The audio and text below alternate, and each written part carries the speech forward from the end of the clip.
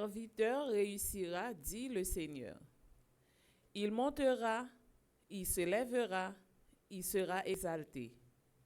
La multitude avait été consternée en le voyant, car il était si défiguré, qu'il ne ressemblait plus à un homme. Il n'avait plus l'aspect d'un fils d'Adam. Et voici qu'il consacrera une multitude de nations.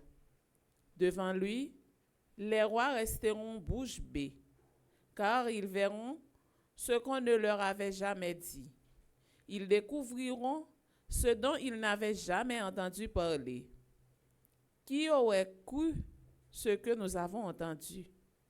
À qui la puissance du Seigneur a-t-elle été ainsi révélée? Devant Dieu, le serviteur a poussé comme une plante chétive, enraciné dans une terre aride. Il n'était ni beau, ni brillant pour attirer nos regards. Son extérieur n'avait rien pour nous plaire. Il était méprisé, abandonné de tous, homme de douleur, familier de la souffrance, semblable au lépreux dont on se détourne et nous l'avons méprisé, compté pour rien. Pourtant, c'était nos souffrances qu'il portait, nos douleurs dont il était chargé. Et nous pensions qu'il était châtié, frappé par Dieu, humilié. Or, c'est à cause de nos fautes qu'il a été transpercé. C'est par nos péchés qu'il a été broyé. Le châtiment qui nous obtient la paix est tombé sur lui. Et c'est par ses blessures que nous sommes guéris. Nous étions tous errants comme des brebis. Chacun suivait son propre chemin. Mais le Seigneur a fait retomber sur lui nos fautes à nous tous. Maltraité, il s'humilie. Il n'ouvre pas la bouche, comme un agneau conduit à l'abattoir, comme une brebis muette devant les tondeurs. Il n'ouvre pas la bouche. Arrêté, puis jugé, il a été supprimé. Qui donc s'est soucié de son destin?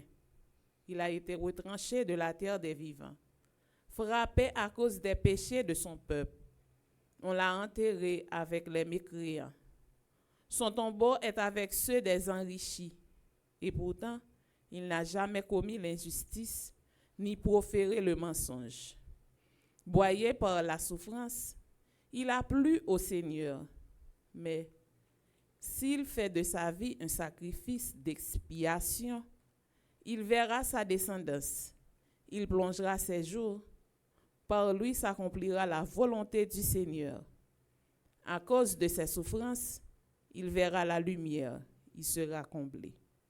Parce qu'il a connu la souffrance, le juste, mon serviteur, justifiera les multitudes, il se chargera de leurs péchés. C'est pourquoi je lui donnerai la multitude en partage. Les puissants seront la part qu'il recevra, car il s'est dépouillé lui-même jusqu'à la mort. Il a été compté avec les pécheurs, alors qu'il portait le péché des multitudes et qu'il intercédait pour les pécheurs. Parole du Seigneur. Nous rendons grâce à Dieu. Je viens de la